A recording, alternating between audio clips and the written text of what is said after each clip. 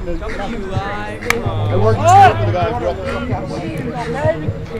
to you live from Mead Park. It's a blistering hot 90-degree day. The New Canaan Rams looking to take care of business up against a team from the CCC, the Enfield Eagles. Hello, everybody. Joined by Austin Platt. I'm Ian Nicholas. A couple of former NCTVers back in the fold, back from our freshman year of college. We're ready for this Class XXL first-round matchup in Austin. So is fourth-year coach Anthony Bloss, your former coach when you were a player in this program. You just had a chance to catch up with Bloss. What did he have to say? There's a lot he had to say. First thing you mentioned, it's a young team. 5 of the 9 starters, which we'll get to in a second, are all underclassmen. So, of course, a lot of guys in the class of 2021 graduated. You got to replace those guys, got some cleats to fill, and this is a very young team that is looking to take that next step forward and win a game. The biggest thing he said, and this is very similar to what the coach on the other side said, is don't give the team any extra outs. Got to make sure you make all the plays in the field. Don't be silly on the base paths, and just play their game. New Canaan's a solid team that maneuvered their way through a very tough FCAC rather well, much better than last year with this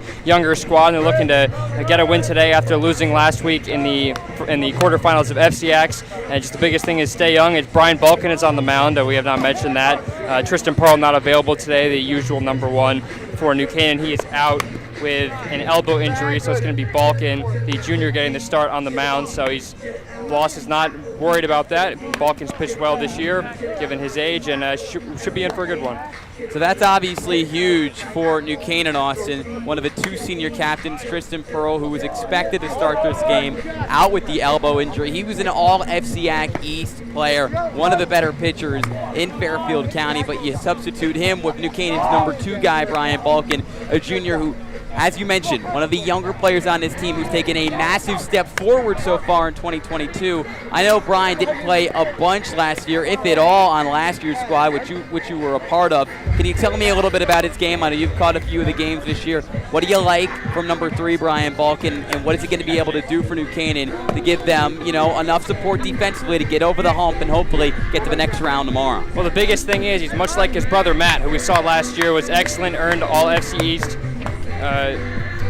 Was part of the honors as well, so pitches just like his brother, throws strikes, has thrown much harder this year. That's something that we have learned, and if he can throw strikes, that's so important in a playoff game. The last thing you want to do is walk somebody, so that's the biggest thing. He can throw strikes, got to get that fastball sorted out first, and then you can work with his good off-speed stuff. But if he's anything like his brother Matt last year, then New Canaan should be in for a good one today. And New Canaan, they've got a lot of younger players, as you mentioned. 6 of their 9 starters today underclassmen, including a freshman over a first base, an all-FCAC honorable mention player in Carter Eagle. But I want to talk about maybe the best of the young players, and that comes with the man batting second, playing in center field, Alex Benevento. He started for this team last year during your playoff run in the Class XXL playoffs, which included an upset over Staples in the first round. Maybe we can touch on that in a second. But what do you love about Alex Benevento's game? Only a sophomore. He's the number 1 guy on this team for the next 2 years with Zach Rampin heading to West Virginia next spring. He sets the table. He's been the leadoff hitter the last 2 seasons. He's so good, great in a variety of sports as well.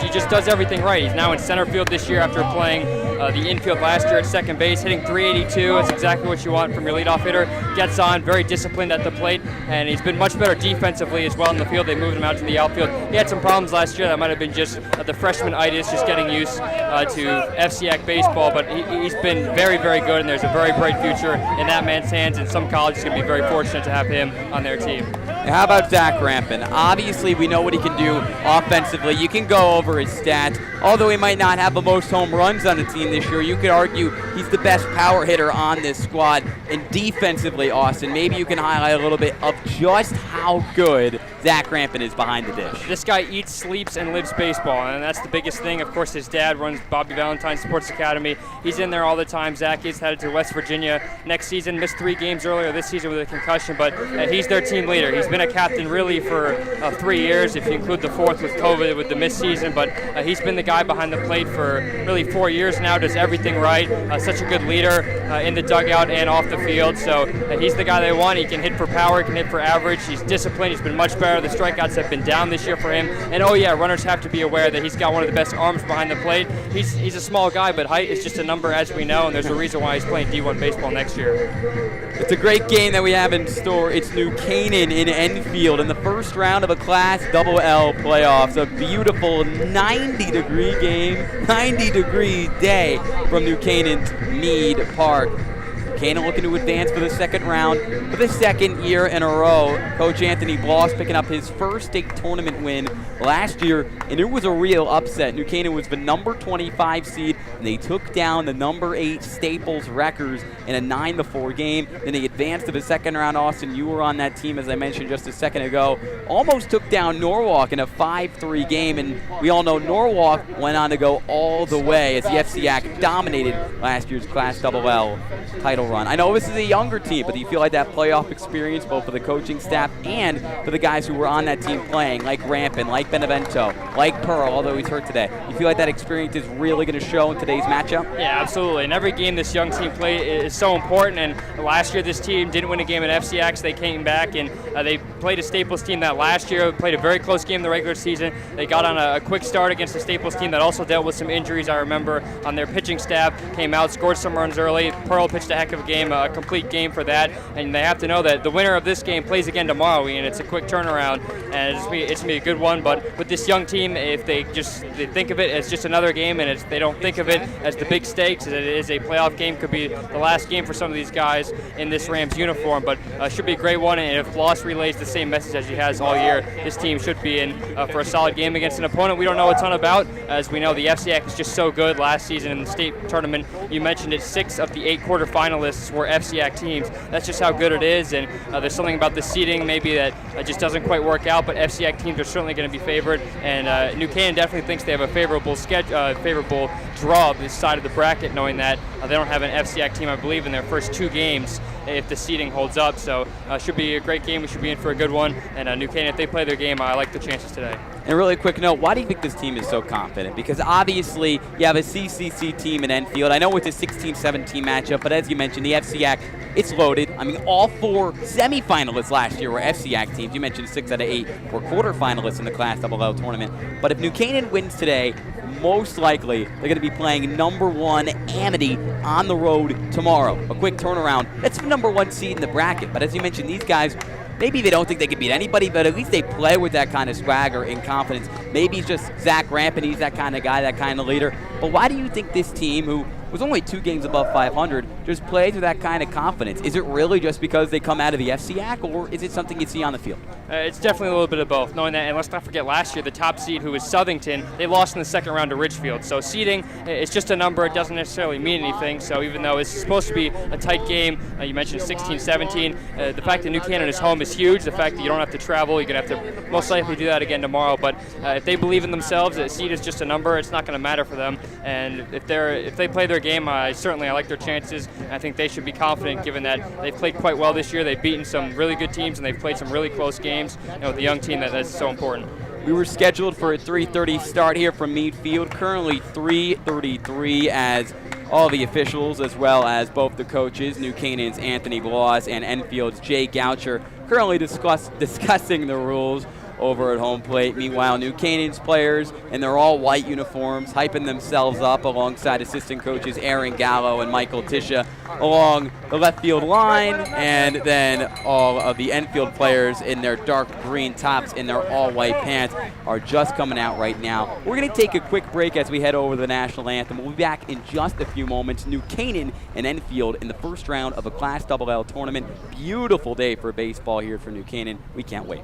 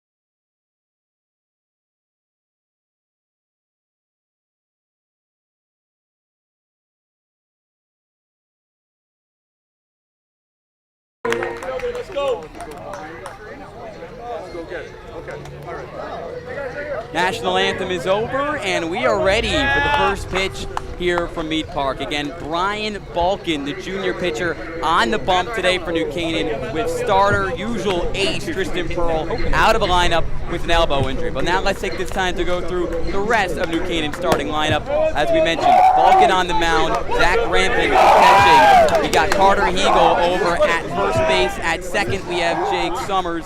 At third, we have Henry Silva. At short, we have the Charleston commit, the sophomore Connor Lytell. Over left field, senior Luke Hickey at center. We talked about him, one of the stars of his team, sophomore Alex Benevento, and over right field, another sophomore, Jack Sheffield. Leading off for the Enfield Eagles will be the center fielder, number 5, Ty Thibodeau.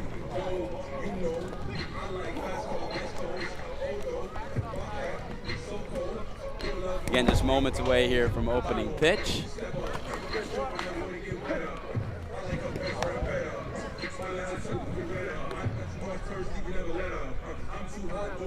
And Austin, you know, you've played obviously FCAC competition in the past. You've also played at a conference competition. New Canaan started the year, I believe, with 3 straight wins against out-of-conference foes. Lyman Hall, Weston, Abbott Tech, all wins and all by sizable margins.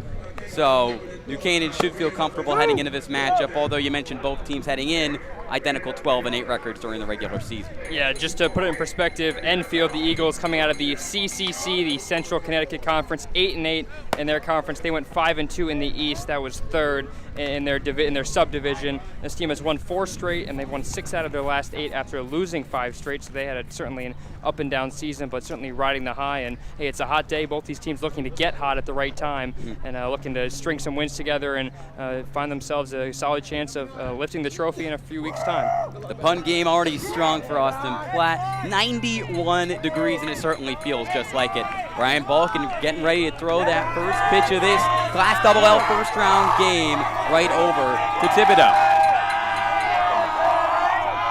Balkin deals, and Thibodeau takes strike 1. And falls behind in the count 0-1. Righty on righty matchup to start. Balkin deals on the 0-1, low. Another take, and this time ball 1. Balkin, just like his brother, can certainly get in a groove and works very quickly, so these Enfield hitters got to be ready to be in the box and ready at all times. 1-1 on the way, another low pitch, and a second straight ball as Thibodeau goes ahead, 2 balls and a strike. Again, Brian Balkin bursting onto the scene this year in his junior campaign. Deals on the 2-1. Thibodeau is yet to swing, and the low strike call evens up the count at 2-2 to Ty Thibodeau, the junior. Excuse me, the senior. 2-2 pitch on the way, fouls it back, just gets a piece of it, and he's going to run it out. Austin, what's the official ruling on that one? Was that a drop strike 3? Yeah, it looked like he didn't get a piece of it. A ball got by Rampin. That's very odd. Rampin, I guess, didn't see it. Ball rolls to the backstop, and that's something Coach Bloss mentioned. You don't want to give anyone free outs, and going to first base is Thibodeau. In time, the throw is a bit high of Carter Hegel. And just like that, Enfield has got a runner on, a leadoff, and be a strikeout for Balkin. He'll get that, but the runner will advance to first on the drop third strike. 1 on, nobody out in the top of the first. And here comes Anthony Noak, who's going to take strike 1. Another low pitch from Balkin finding the bottom of his zone. We don't have a great vantage point. We're right behind, the New Canaan backstop, and all the Rams players really blocking our view a little bit, so I wasn't sure if he swung at that or not. He did swing at it as Balkin attempts a pickoff over a first base, but Thibodeau is fine. Long story short, we don't have the best vantage point. Noak falls behind in the count, no balls and a strike. Balkin deals. That one got the outside corner, but does not get the call. A ball and a strike to Anthony Noak, number 20, another right-handed batter. Balkin looks over at first. 1 man on, nobody out. Balkin deals. Runner goes. Throw over the first, now to second. Sliding, and he's out. The tag applied by Connor Lytell. And trying to go for that stolen bag, and no dice, as we have Ty Thibodeau tagged out at first base. Yeah, it looked like their Noak was trying to square around. He pulled back. Rampin threw it back to first as the runner was going. It's an interesting play to throw behind the runner, but a nice job from Hegel to swing it on over to Lytle. They get the out. And that error in the very beginning now washed away, and New Canaan has the first out. Pitch in the dirt from Balkan as Anthony Noak still batting here. Scoreboard reads a ball and 2 strikes. It might be 2 balls and 2 strikes, and now it's corrected. Nobody on, 1 out, top of the first, scoreless game. Balkan deals, low pitch, and a full count. Or excuse me, he's retired. He goes down looking. Brian Balkan, a strong start. You could say 2 straight strikeouts, really. Should have had that first one dropped by Rampin. Austin comes back there, gets the official K on Anthony Noak. Yeah, backwards K there. Nice job painting the outside corner. These umpires are going to most likely, and it's a hot day out. No one wants to be out here for too long, especially the umpires in all black with all their gear on. They're going to be sweating all day, so I wouldn't be surprised if we see a big strike zone. Balkan deals his first pitch to Canaan Marshall, the 3-hitter in this lineup, in the dirt. He'll go ahead 1-0. Marshall playing over at short today. Balkan deals. Enfield, they have not been swinging the bats very often, but it's working off for Canaan Marshall here. He's taken 2 straight balls. Here's the 2-0 from Balkan. On the way, another take, another low pitch, and another ball. Ahead in the driver's seat, Canaan Marshall, 3-0. 2 outs, nobody on, top of the first. Balkan deals, low pitch, and finally gets one to hit the strike zone. 3 balls and a strike. Well, get me over strike there from Balkan, who works in a groove, but he's got to find the zone here. Can't give too many guys free passes. Balkan on the 3-1, shot foul. Dribbles, not a lot of power in the left field. Make it a full count for Canaan Marshall as the Eagles down to their last out in the top of the first. Scoreless 0-0 game in the first round of the Class XL baseball tournament between the home team New Canaan and Enfield. Balkan delivers the payoff, and he goes down swinging. 2 Ks for Brian Balkan, filling in for Tristan Pearl. You would know he's the number 2 guy. He was dealing in the top of the first. It's a scoreless game headed into the bottom of the inning. We'll be right back from Meade Park in the first round of the Class XL baseball tournament.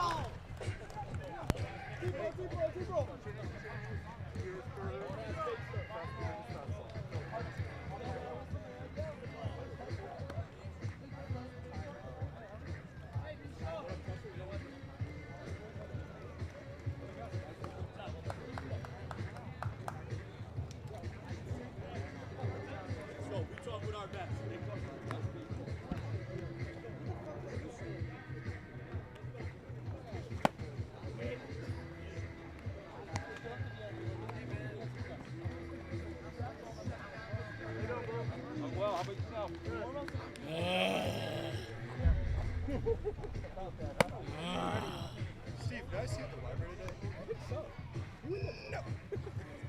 Yes. Yes. Who's their pitcher again? Alimo, Braden Alimo. He is a Go, guys. You need to be in the dugout, guys. Not for saying 100 times. right. Guys, rule is we're all in the dugout. You're not in the dugout. In the dugout. In the dugout? Yes.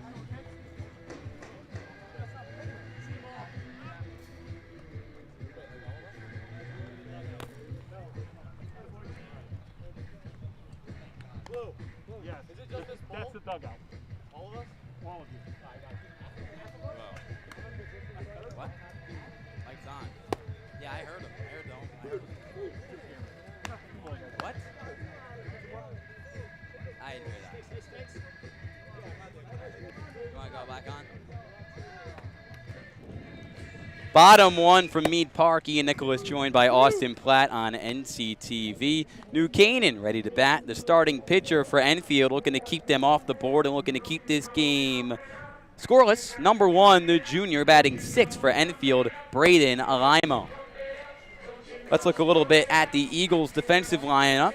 Behind the dish, Trent Barrows. Playing over at first, Ryan Dennis. At second, Anthony Noak. Over at third, Jack Raymond.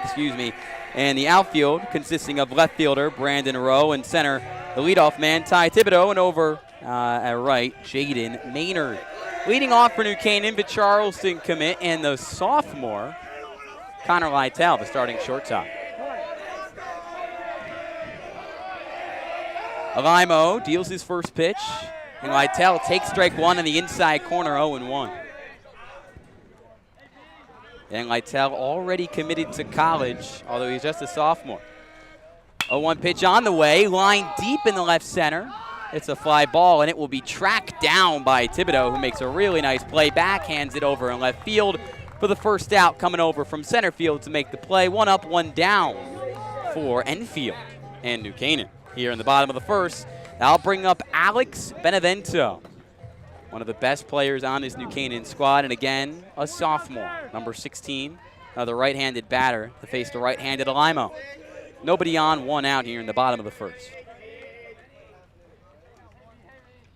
Alimo deals. Benevento moves out of the way for an inside pitch in the dirt, 1-0. Benevento maybe not as good a power hitter as Zach Rampin, but he could really do it all from the batter's box, Austin. He's got 3 home runs. That's tied for the team lead, so he certainly got some pop, but a smaller guy who puts the ball in play, as you see there. Well, on the 0-1 pitch, or excuse me, the 1-0 pitch, Benevento pops one up the shallow center field. It's tracked down for out number 2. As Alimo making quick work at the top of New Canaan's order, 2 up, 2 down in the bottom of the first, and that will bring up Zach Rampin, looking to make something happen for New Canaan, as it looks to be a quick first inning here from Meade. Yeah, Benevento a bit frustrated with himself. You've seen the first 2 hitters now get under the baseball. That's not what you want to see. You want to see line drives kind of hit right up the middle, and 2 balls hit way up there. Not a great start against Alimo. Alimo deals to Rampin, low and away for ball 1 as he gets ahead in the count with 2 outs and nobody on. Rampin, another right-handed batter, the West Virginia commit and the senior captain. Alimo ahead 1-0, deals. Rampin doesn't swing, and on the inside corner, strike 1, evens up the count at 1-1. One of the biggest things for Rampin has been his inability to strike out. Just 2 Ks this season at the plate compared to 10 walks. Grounded over to the shortstop who throws, hopping, and Rampin beats it out with 2 outs. Not the power we usually see from Rampin, lightly tapped over to the shortstop, and really not enough time for Cannon Marshall to make that play and throw it over the first. So a 2-out hit for Rampin, and that will bring up the cleanup hitter, another one of his star sophomores on this team, the third baseman, Henry Silva. Nice hit there from Rampin, kind of hits it to the left side. A really tough play going in the hole for the shortstop. Marshall has got to make the Derek Jeter-esque throw, not on line, and Rampin's on with a 2-out single. Very timely Derek Jeter reference. Just got Twitter today, the former Yankees legend. Alimo deals, pitch drops, but not into the zone, just upstairs, 1-0 to Henry Silva. Runner on first, 2 outs, bottom of the first, scoreless game between New Canaan and Enfield in the first round of a Class XXL state tournament. Alimo looks over at Rampin at first, now sets. And a light pickoff attempt as he just soft tosses it over to Rampin at first. Gets a couple of chirps for that one. He's ahead in the count 1-0. Or behind in the count 1-0 against Henry Silva. Alimo deals. Silva pops one up, hits the top of the backstop, and drops for strike 1, fouled away. And Rampin, a guy that can certainly steal bases, second on the team. 6 stolen bases, has not been caught yet once this season. And Silva, when I talked to Coach Bloss before the game, I told him, give me one hitter that you think is so important, kind of the X factor, and he said Henry Silva. Said it's ups and downs, more ups than downs, and it's certainly looking for him to make a big impact. Well, he's batting cleanup for a reason. Ball on a strike to Silva. Alimo deals, fouled up once again by Silva, who falls behind 1 and 2. Steps out of the batter's box. 2 outs for New Canaan. Runner on first is Zach Rampin. On deck for the Rams, designated hitter Charlie